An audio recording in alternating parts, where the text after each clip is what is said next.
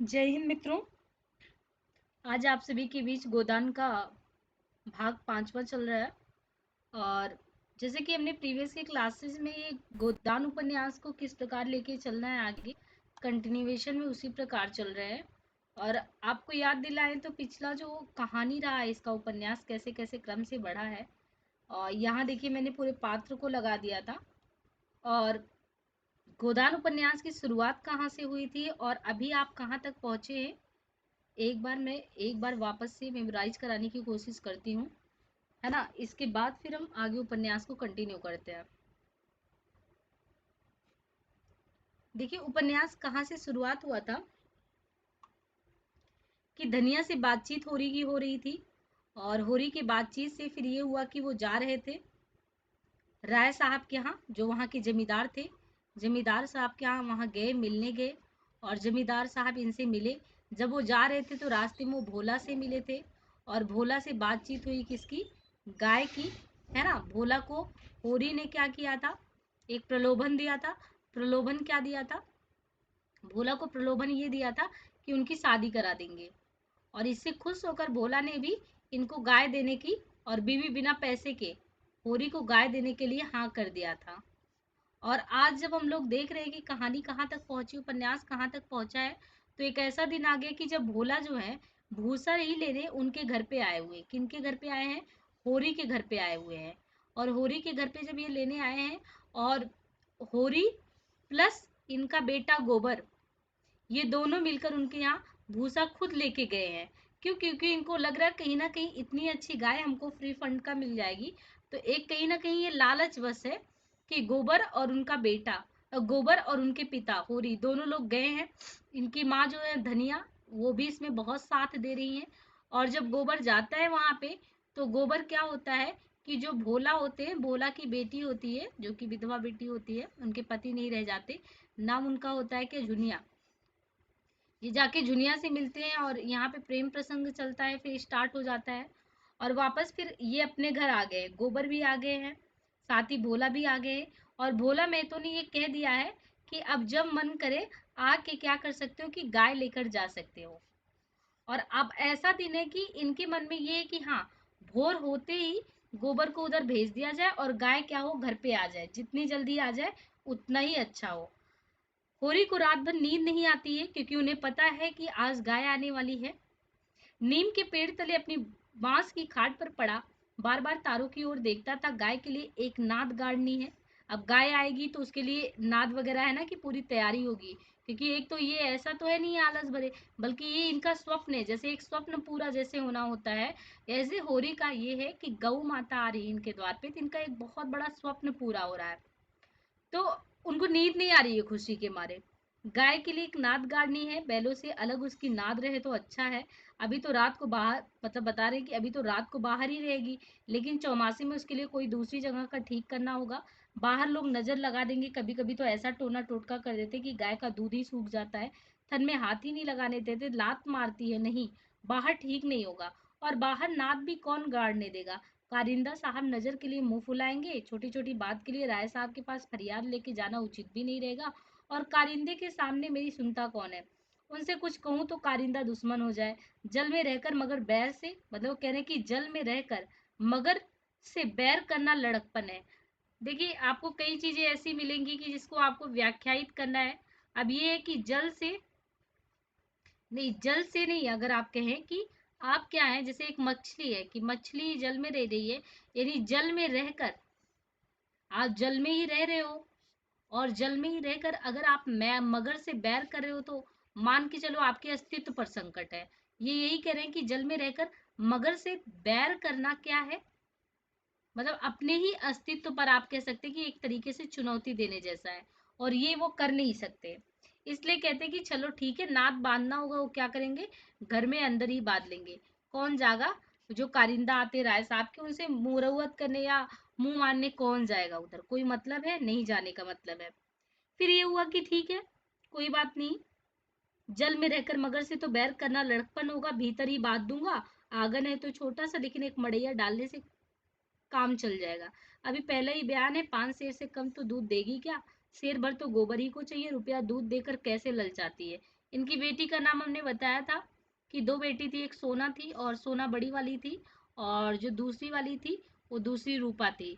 और बता रहे हैं कि रूपा कितनी ज्यादा खुश होती थी, गाय को देखे उसका मन कितना ललचाता था। अब पिए की पूजा भी करनी होगी। अब बताए कि अब पिए जितना चाहे वो, कभी कभी 2-4 शेर मालिकों को दे आया करूंगा। कारिंदा साहब की पूजा भी करनी ही होगी और भोला के रुपए भी दे देने चाहिए। सगाई के ढकोसले में उसे क्या डालूं, मतलब बताए कि क्यों डालूं। जो आदमी अपने ऊपर इतना विश्वास करे उससे दगा करना नीचता है। अब देखिए रात में ये सब सोच रहे हैं, सुबह गाय आने वाली है और होरी बैठे बैठे ये सोच रहे हैं कि मतलब जब आ जाएगी इतनी अच्छी गाय रहेगी, रूपा दूध पिएगी, दूध बचेगा तो और लोगों को दे दूंगा। और इनके मन में ये भी है कि मैं भोला का पैसा मारूंगा नहीं, और जो भोला को मैंने शादी का प्रलोभन दिया उसके चक्कर में उसको बहुत दिन तक उलझा के रखने का भी कोई मतलब नहीं है। एक काम करूंगा, समय से पहले उसके पैसे वैसे लौटा दूंगा, ऐसा वो सोच रहे हैं इतने अच्छे से। 80 रुपए की गाय मेरे विश्वास पर दे दी है, नहीं है तो कोई एक पैसे का नहीं पतियाता। सन में क्या कुछ ना मिलेगा, अगर 25 रुपए भी दे दूं तो भोला को ढाढ़स हो जाए। धनिया से नाहक बता दिया, चुपके से गाय लेकर बांध देता तो चकरा जाती। लगती पूछने किसकी गाय कहाँ से लाए, खूब दिख करके तब बताता, लेकिन जब पेट में बात पचे तो भी कभी 2-4 पैसे ऊपर से आ जाते, उनको भी तो नहीं छिपा सकता। और ये अच्छा भी है, उसे घर की चिंता रहती है। अगर उसे मालूम हो जाए कि इनके पास भी पैसे रहते तो फिर नखरे बघाड़ने लगेगी। गोबर जरा आलसी है, नहीं मैं गऊ को ऐसी सेवा करता जैसी चाहिए। आलसी वालसी कुछ नहीं है, इस उम्र में कौन आलसी नहीं होता। मैं भी दादा के सामने मटर गश्ती ही किया करता था। ये गोबर के बारे में बता रहे हैं कि एक्चुअली गोबर भी आलसी नहीं है, जो उम्र है उसमें वो आलस करता है। और फिर अपनी बात याद करें कि एक समय था कि मैं भी आलसी हुआ करता था, तो एक एज है, इस एज में वो आलसी है तो कोई दिक्कत नहीं है। मैं भी दादा के सामने मटर गश्ती ही किया करता था। बेचारे पहर रात में कुट्टी काटने लगते, कभी द्वार पर झाड़ू लगाते, कभी खेत में खाद फेंकते। मैं पड़ा सोता रहता था, कभी जगा देते तो मैं बिगड़ जाता और घर छोड़कर भाग जाने की धमकी देता था।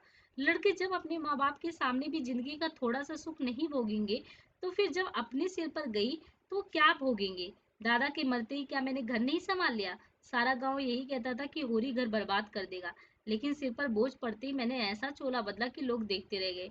शोभा और हीरा अलग ही हो गए। इनके भाई कौन थे? एक भाई का नाम शोभा था, शोभा बड़े वाले थे, मतलब बड़ा भाई उसमें होगा एक तरीके से हीरा से। और हीरा जो इनका भाई होगा वो छोटा होगा इनसे। कह रहे कि इन दोनों भाइयों को मैंने पाला पोसा नहीं, जब मतलब की मृत्यु हो गई, माता पिता नहीं रहे, तो सारा किस पे जिम्मेदारी आ गया था? सारा जिम्मेदारी होरी पे आ गया था। होरी ने अपने दोनों भाइयों को बहुत अच्छे से पाला, इवन होरी और धनिया दोनों ने बहुत अच्छे से पाला। हालांकि अब भले ही झगड़ा करके ये अलग हो गए हैं। बताया कि शोभा और हीरा अलग तो हो गए हैं, नहीं आज इस घर की और ही बात होती। 3 हल एक साथ चलते, अब तीनों अलग अलग चलते हैं, बस समय का फेर है। धनिया का क्या दोष था, बेचारी जब से घर में आई कभी तो आराम से नहीं बैठी। डोली से उतरते ही सारा काम सिर पर ओढ़ लिया। अम्मा को अम्मा को पान की तरह फेरती रहती थी। जिसने घर के पीछे अपने को मिटा दिया, देवरानियों से काम करने को कहती तो क्या बुरा करती थी। आखिर उसे भी तो कुछ आराम मिलना चाहिए ना, लेकिन भाग्य में आराम लिखा हो तब तो मिलता। तब देवरों के लिए मरती थी, अब अपने बच्चों के लिए मरती। वो इतनी सीधी गमखोर निर्छल ना होती तो आज शोभा और हीरा जो मूछे पर ताव देते फिरते हैं ना, कहीं भीख मांगते होते। आदमी कितना स्वार्थी हो जाता है, जिसके लिए लड़ो वही जान का दुश्मन हो जाता है। देखिए क्या मुंशी प्रेमचंद जी ने बताया यहाँ पे, आज की भी समस्या है। बता रहे कि आदमी एक समय में कितना स्वार्थी हो जाता है, कि आप जिसके लिए सब कुछ करते हो, यानी ये बता रहे हैं कि अगर हीरा के लिए, शोभा के लिए किसने किया?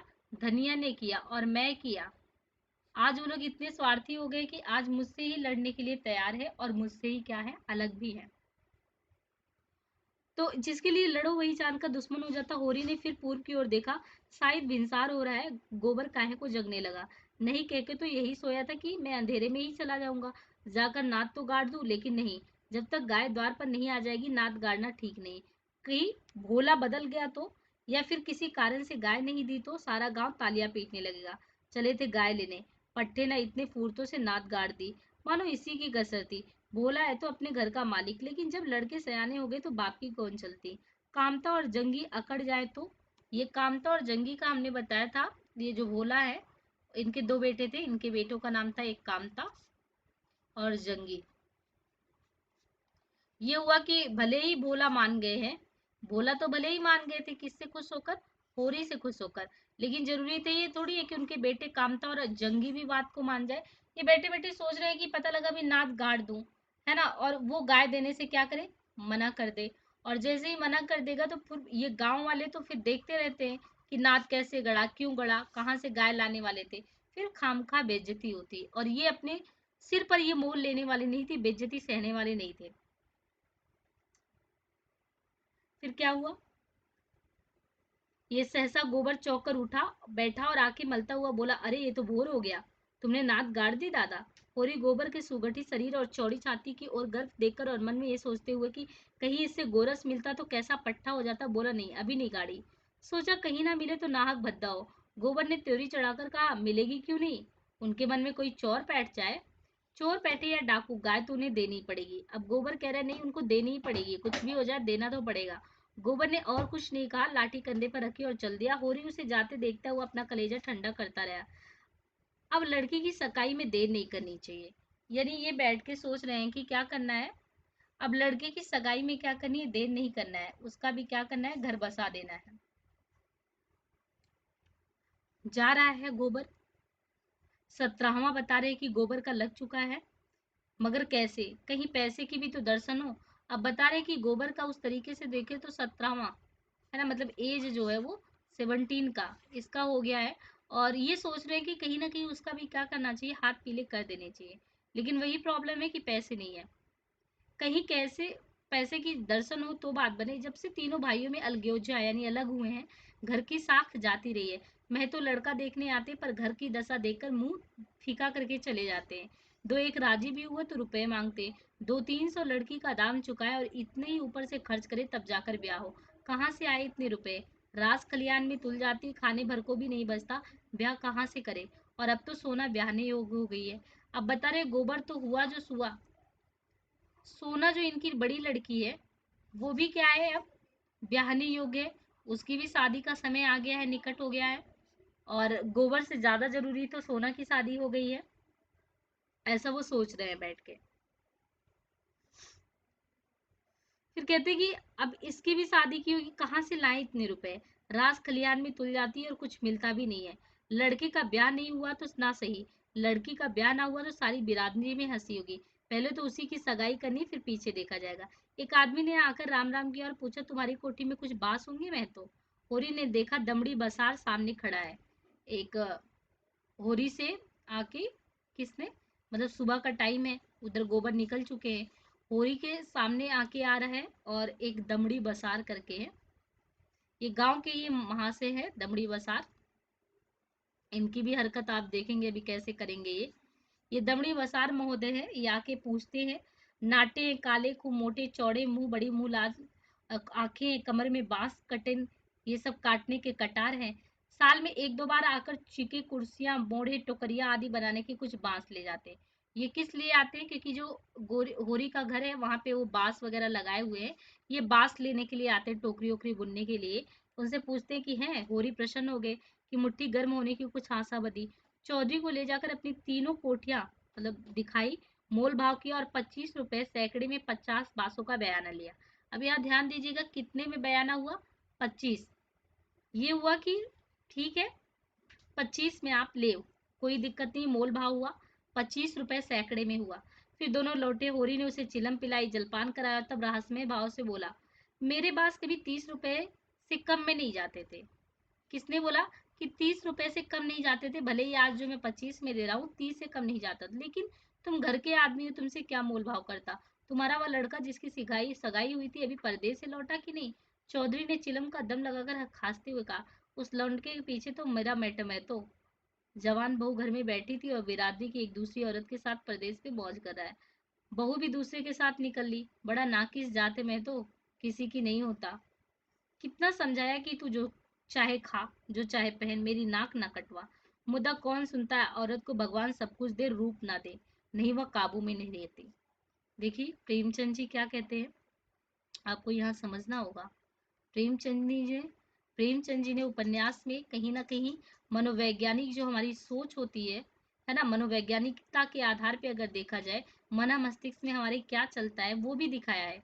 कि क्या बोले हैं कि ये देखिए कि औरत को भगवान सब कुछ दे, औरत को क्या करे, भगवान सब कुछ दे, लेकिन क्या नहीं देना चाहिए, रूप नहीं देना चाहिए। सब कुछ दे परंतु क्या नहीं देना चाहिए, परंतु अगर देखें तो परंतु रूप नहीं देना चाहिए, रूप नहीं देना चाहिए। ये किसके माध्यम से कहवा रहे हैं, प्रेमचंद जी कहीं ना कहीं कह रहे हैं और समाज को बता भी रहे हैं कि ये चीज मतलब नहीं होना चाहिए। कोठियां तो बढ़ गई होंगी, उनसे पूछ रहे कि कोठियां तो बढ़ गई होंगी।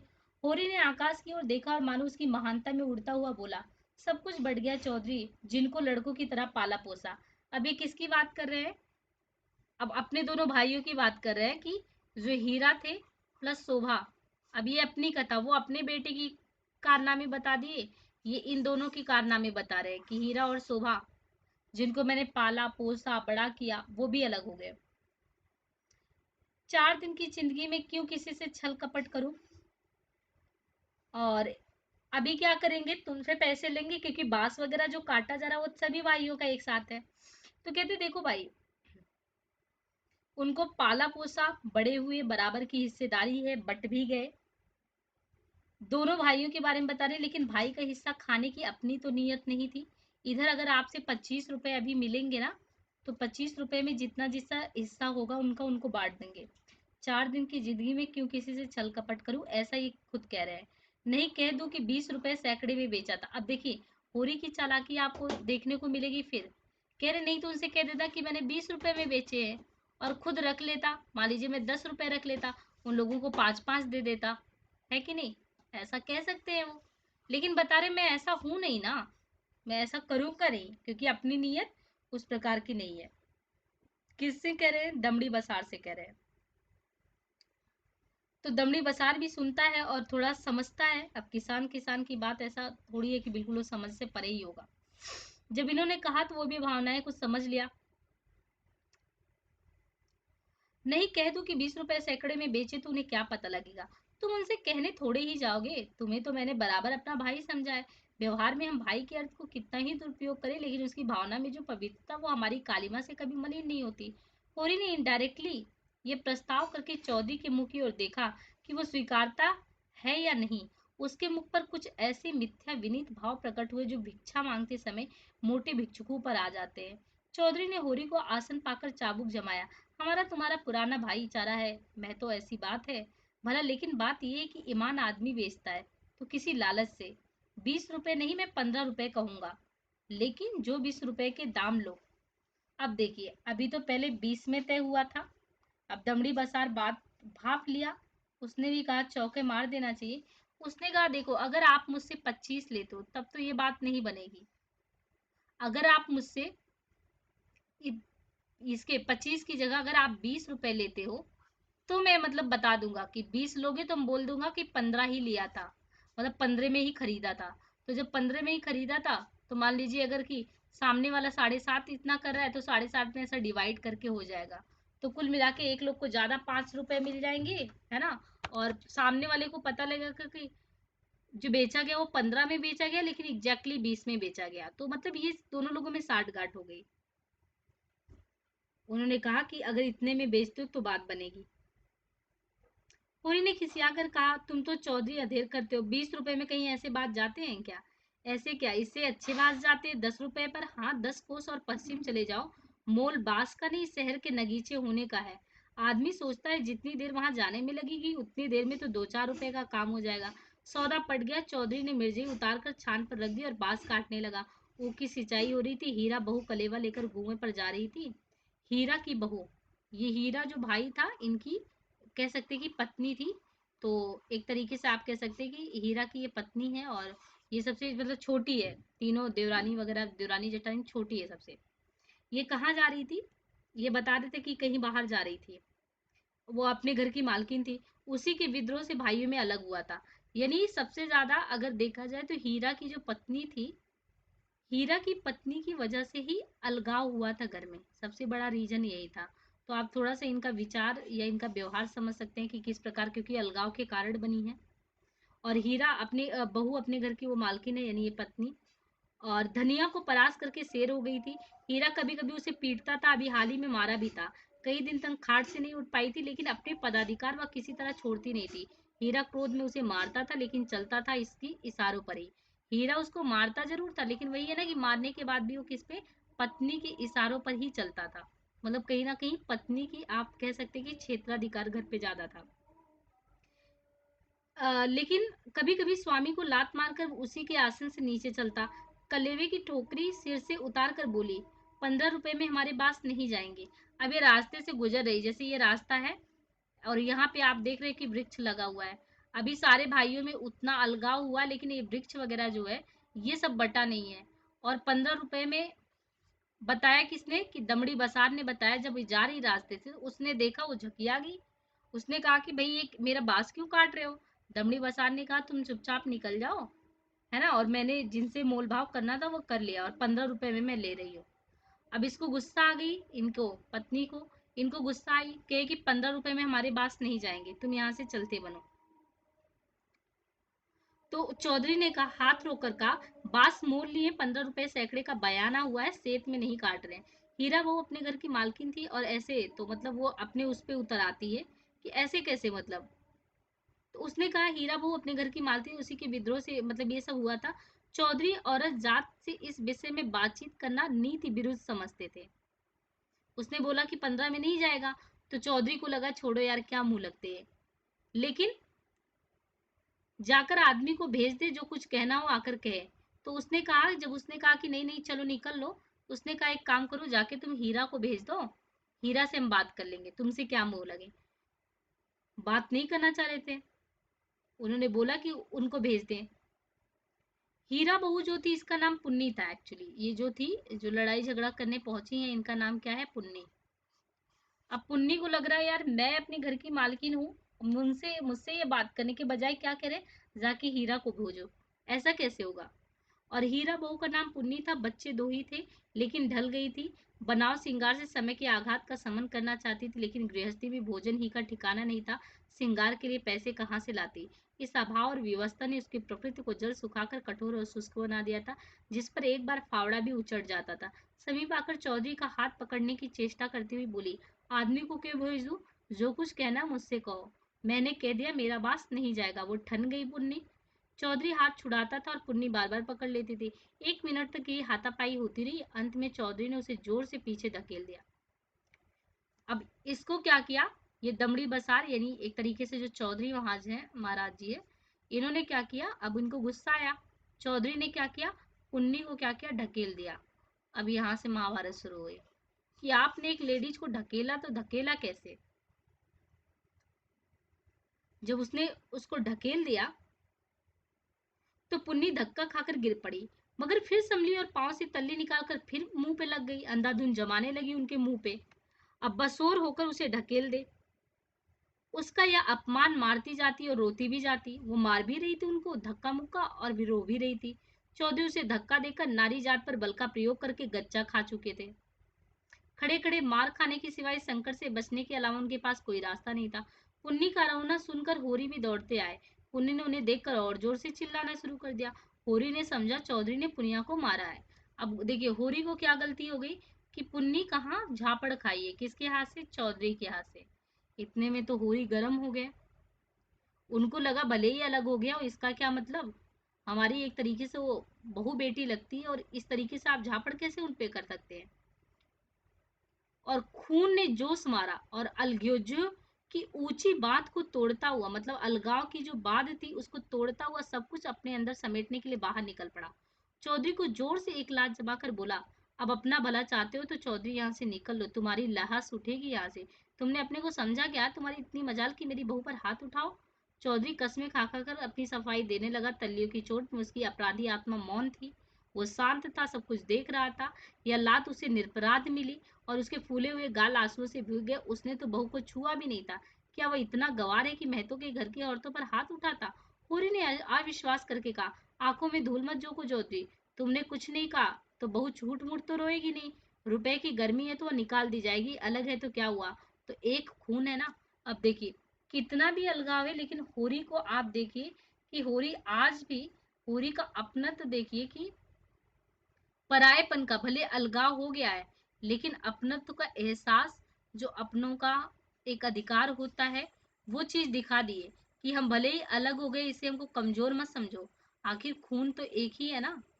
मतलब एक तरीके से आप ये देखिए कि होरी कभी भी इसमें विश्वास नहीं करते थे कि एकल परिवार हो। उनकी आस्था किसमें रही होगी? संयुक्त परिवार की आस्था रही होगी। है ना? नहीं तो हो सकता है कि अलग होने के बाद उनको लगता है कि छोड़ो यार, मार खा रही है, पीट खा रही है, तो उससे क्या फ़र्क पड़ता है? पर होरी के माइंडसेट को आपको समझना होगा। अलगाव के बाद भी ये 1936 में अगर देखें तो संयुक्त परिवार की आस्था देखिए कितनी अटूट होती थी। यानी विरक्त होने के बाद भी अपनत्व का एहसास, घर बँटने से क्या होता, दिलों का बँटना नहीं संभव था, तब भी। और पुन्नी चंडी बनी हुई थी, गला फाड़कर बोली, तूने मुझे धक्का देकर गिरा नहीं दिया, खा जा अपनी बेटी की कसम।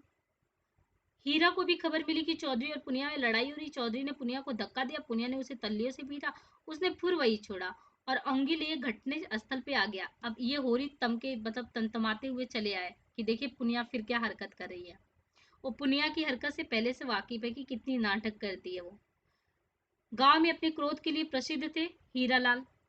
छोटा डील गठा हुआ शरीर, आंखें कौड़ी की तरह निकली हुई गर्दन की नसें तन गई थी, मगर उसे चौधरी पर क्रोध नहीं था, क्रोध उसको पुनिया पर आ रहा था। वो चौधरी से क्यों लड़ी? क्या उसकी इज्जत मिट्टी में नहीं मिला दी? बसोर से लड़ने झगड़ने का उसका क्या उद्देश्य था? उसे जाकर हीरा से समाचार नहीं बताना चाहिए था? हीरा जैसा उचित समझता वो करता। वो उससे लड़ने क्यों गई? उसका बस होता तो पुनिया को पदेर में रख देता। पुनिया किसी बड़े से मुंह खोलकर बात करे, उसे सहनीय नहीं था। वह खुद जितना उद्दंड था, पुनिया को भी इतना शांत रखना चाहता था। जब भैया ने 15 रुपए में सौदा कर दिया तो ये बीच में कूदने वाली होती कौन है? आते ही उसने पुन्नी के हाथ पकड़े और घसीटता हुआ अलग ले जाकर लगा लात जमाने और बोलते, गाली देके हमारी नाक कटवा रही, ये वो। तू छोटे छोटे आदमी से लड़ती फिरती है, किसकी पगड़ी नीची होती है बता? एक लात और जमाकर हम तो वहां कलेऊ की बाट देख रहे हैं, तो तू यहाँ लड़ाई करने बैठी इतनी बेशर्मी से। आंख का पानी ऐसे गिर गया, खोद कर गाड़ दूंगा। पुन्नी हाय हाय करती जाती और कोसती जाती है, तेरी मिट्टी उड़ जाए, तुझे हैजा हो जाए, ये सारा चीज वो बोलती है। और गालियां तो हीरा खड़ा खड़ा सुनता रहा, लेकिन ये पिछली गाली उसे लग गई। कौन सी वाली? कि हाथ पांव कटे कटे फिर कटे। मतलब बोलती है वो गुस्से में कि हाथ पांव कट कट गिरे तुम्हारे। उसको दिमाग में लग गया, हैजा मरी आदमी में विशेष कष्ट तो नहीं था, इधर बीमार पड़े उधर विदा हो गए, लेकिन कोढ़, ये घिनौनी मौत और उससे भी घिनौना जूनन। वह तिलमिला उठा, दांत पीसता हुआ फिर पुनिया पर झपटा और झूठे पकड़कर उसको फिर से जमीन पर रगड़ता हुआ बोला, हाथ पांव कटकर गिर जाएंगे तो मैं तुझे लेकर चाटूंगा, तू ही मेरे बाल बच्चों को पालेगी, तू ही इतनी बड़ी गृहस्थी चलाएगी, तो तू दूसरा मतलब वो कहती है कि शादी वादी कर लेगी। चौधरी को पुनिया की इस दुर्गति पर दया आ गई। हीरा को उदारता पूर्वक समझाने लगा, हीरा मैं तो अब जाने दो, बहुत हुआ, छोड़ दो। हीरा को गुस्सा आई कि यार तुम मेरी पत्नी के बीच में क्यों कूदते हो? एक तो तुम आए हो, ऊपर से ये सब छिड़ा है, फिर मुझको कह रहे हो कि शांत हो जाओ। ये शांत वांत का ढोंग नहीं चलेगा। तुम्हें पता है पूरे गांव में सबसे ज्यादा दुष्ट प्रकृति का मैं ही हूँ। है ना? मतलब वो बहुत ज्यादा उत्तेजित होने वाले।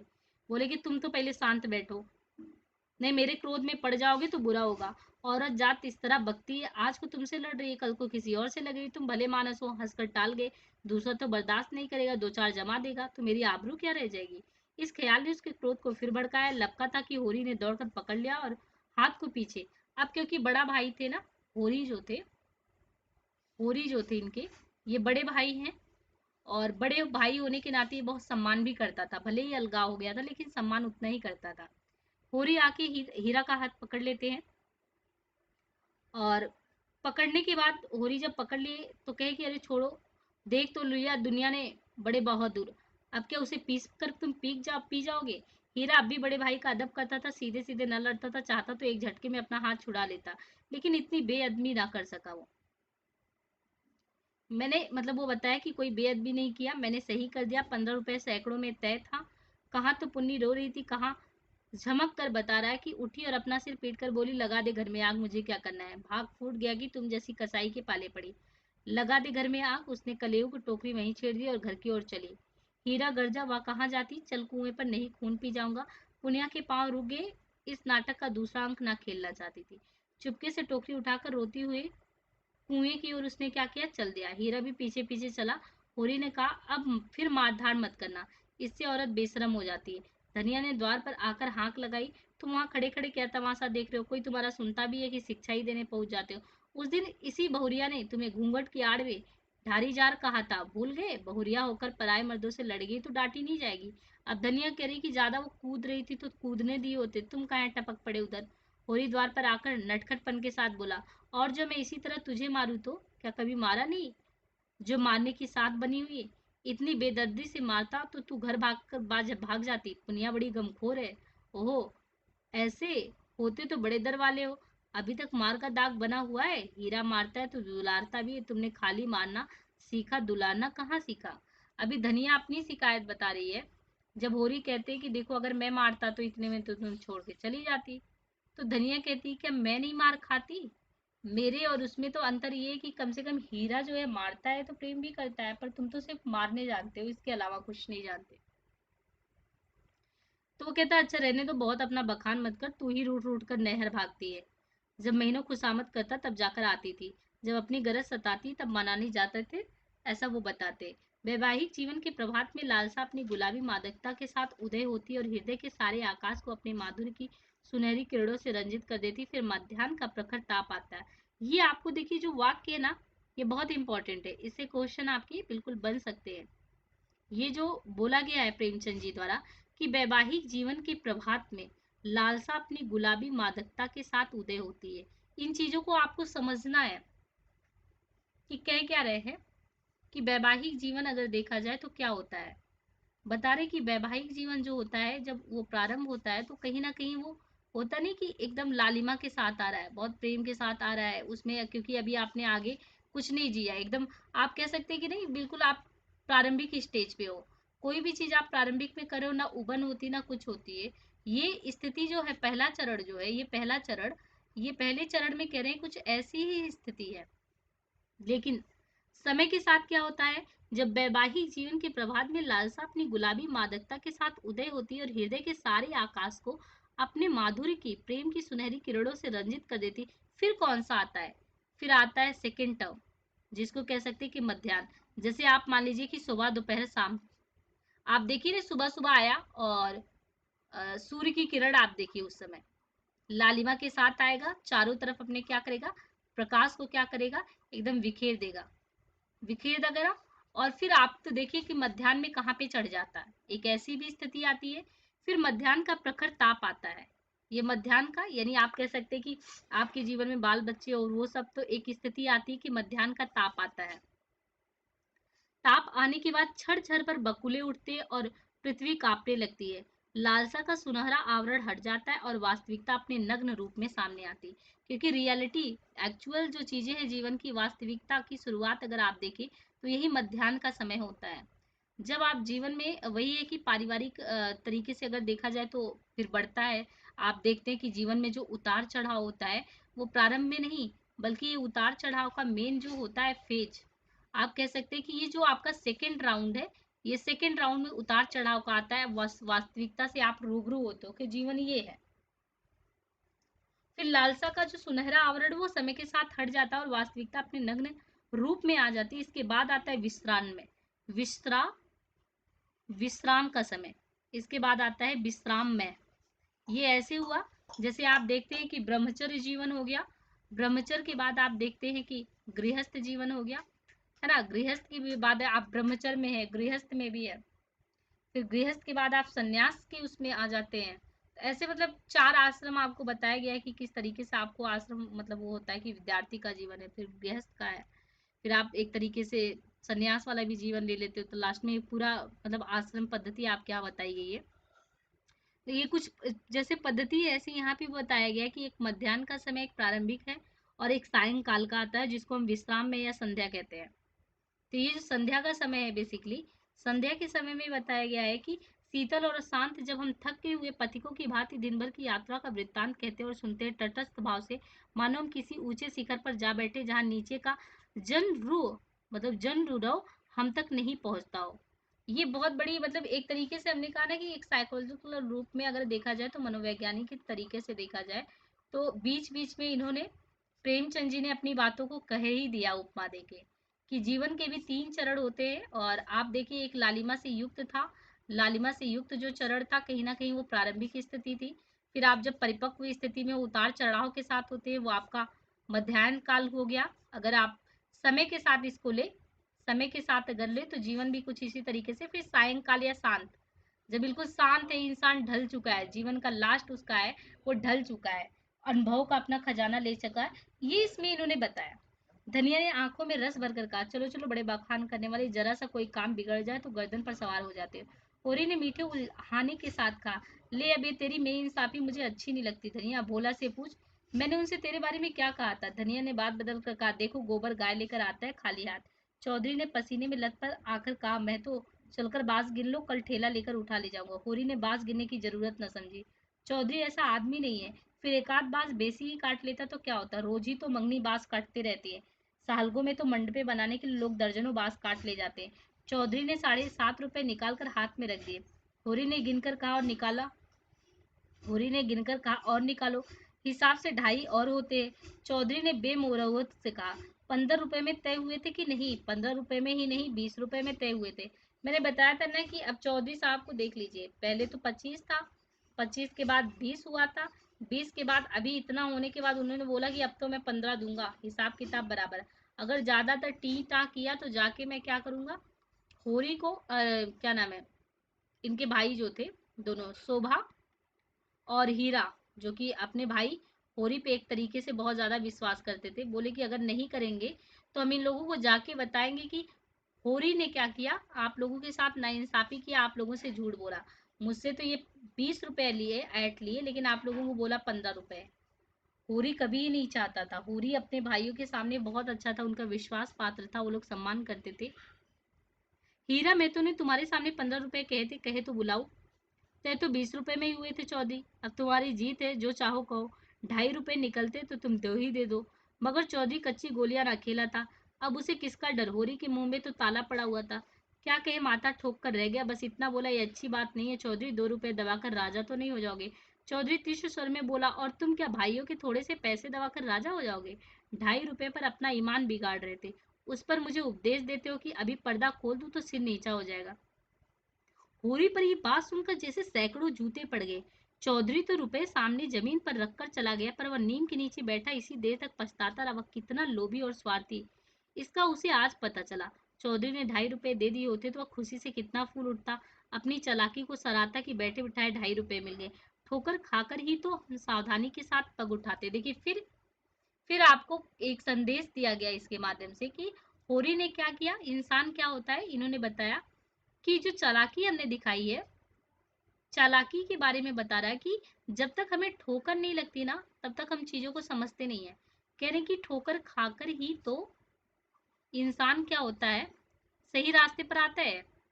ठोकर खाकर ही तो इंसान जो है समझता है कि उससे गलती क्या हुई है, और उसको आज ये गलती का एहसास हुआ कि कहीं जो हमने किया था, कहीं अगर मुझे भुगतान करना पड़ता हीरा के विश्वास से हाथ धोना या शोभा के, तब तो मैं जिंदा ही जी या जीते जी मर जाता।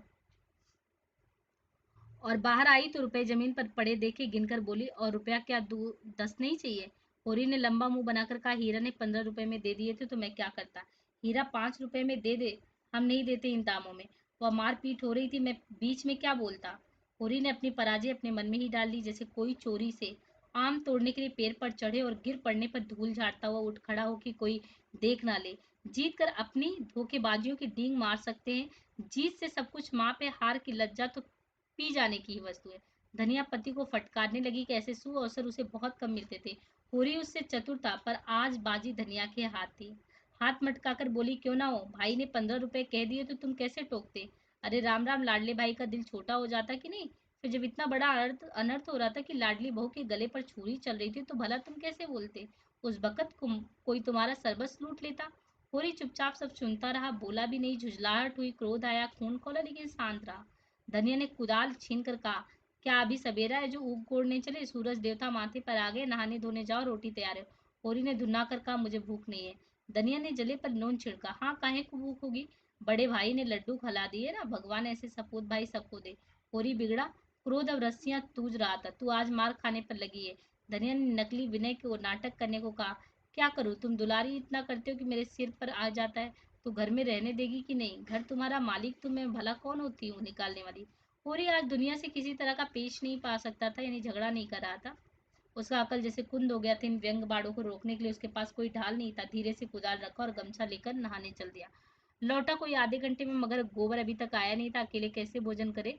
लौंडा वहां जाकर सो रहा होगा। भोला कि वहां मदमाती छोकरी है ना झुनिया, उसके साथ हंसी दिल लगी कर रहा होगा। आगे की हम चीजों को, मतलब जो भी अभी ये कहानी है, इसको आगे कल से पढ़ाएंगे, मतलब कल ये आगे सेशन चलेगा। यहाँ तक आप इसको उपन्यास को पढ़ते रहिए। और आपने बीच बीच में हमने कोट कर करके बताया है कि जो जो उपन्यास में अच्छी चीजें आई हैं उस पर आप ध्यान रखिएगा, क्योंकि व्याख्या ये आता है। तो आपको प्रसंग के साथ बताना होता है कि कहने का तात्पर्य क्या है, इस अर्थ में क्या छुपा है। या जब आप इसके भाव सौंदर्य को लिखते हैं, तभी बताते हैं कि प्रस्तुत व्याख्या के माध्यम से जो प्रेमचंद जी ने कहने का प्रयास किया, वो क्या कहने का प्रयास किया है। तो ओवरऑल जब क्वेश्चन हम अटेम्प्ट करते हैं, तो फाइनलाइज वे में कि हम जब फाइनल लिखते हैं और संदर्भ प्रसंग व्याख्या के साथ बहुत स्वभाव सौंदर्य में, तो हमें इन सारी चीज़ों को कोट करना पड़ता है। और फिर कहीं कहीं उठा के पंक्तियाँ सीधे दे देता कि होरी ने ऐसा क्यों कहा, और प्रेमचंद में साहित्य का ऐसा मंतव्य क्या है, उसके पीछे उनका लॉजिक क्या है। तो ऐसे क्वेश्चन को आंसर करने के लिए हमें बीच बीच के वाक्य ना उनको अच्छे से देखते रहना है। बाय द वे आज सेशन यहीं पे एंड करते हैं, आगे कंटिन्यू होगा। होपफुली आप लोग सपोर्ट करते रहेंगे और अच्छा रिस्पॉन्स रहेगा, तो डेफिनेटली मैं इसको अच्छे से कंटिन्यू कर पाऊंगी।